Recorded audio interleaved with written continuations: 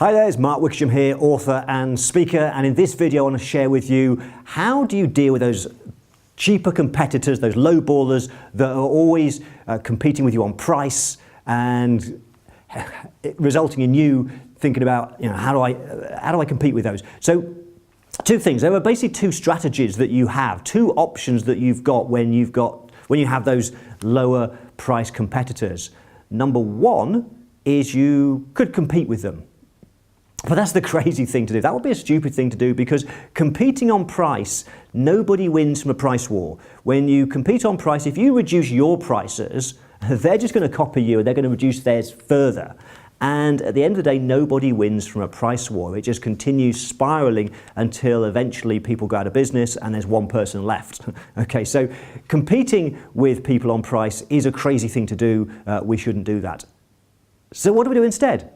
Well, the alternative is we have to focus on being better. We have to be better than the competitors and compete on quality, compete on service. So in this video, I want to share with you three things that you absolutely should be doing when you have those cheap competitors. The first one is, in all of your communications with your client, you focus on the quality and the service. You make sure that what you do is better. You make sure you have a better service, a better quality of product, and you communicate that in your marketing. You want to make sure that you are different to them. Because at the end of the day, if what you do is seen to be the same as what your competitors do, then customers will always buy the cheapest. So we have to make sure we are not the same. We have to make sure that we're different. You also need to recognize as well that it's a fact of life that different people are willing to pay different prices. Many customers would be willing to pay more if they felt they got more in return. And so when we focus on quality, when we focus on service, when we add more value, when we do more for our customers, then the right customers, they will happily spend more money to get that quality and service.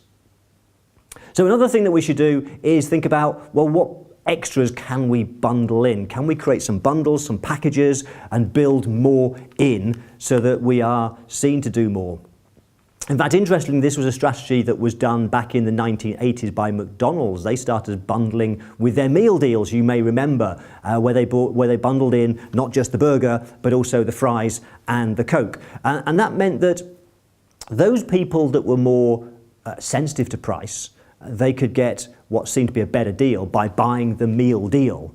Those people that were less sensitive would buy the thing that they really wanted, which might be the burger, and happily pay a higher price. So we can use bundling, we can build in extras, we can make sure our packages are different to what the competitors are offering. And the third thing that we should do is alert the client to the risk. You see, it's a fact of life that we perceive a link between price and quality. You can't get the same quality for a lower price. So if you go for the cheapest, you've heard the phrase, you get what you pay for in life. And so we can make sure that we alert our clients, our customers, to the risks of buying from the cheapest.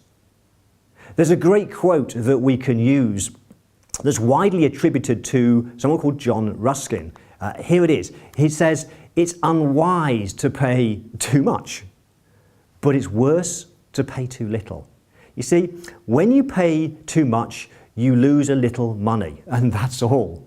But when you pay too little, you sometimes lose everything because the thing that you bought is incapable of doing what you bought it to do. And so the common law of business is you cannot pay a little and get a lot. It just can't be done. So if you deal with the lowest bidder, then it's well to add something into your budget for the risk you run.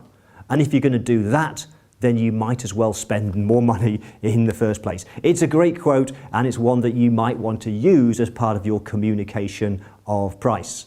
If you want to find out more about how you can deal with cheaper competitors, I've written a chapter with many more strategies in one of my books. It's called Price the fastest way to change profits. So I'll put a link underneath this video where you can grab a copy of this book, and you'll find out more about dealing with those pesky cheaper competitors and lowballers.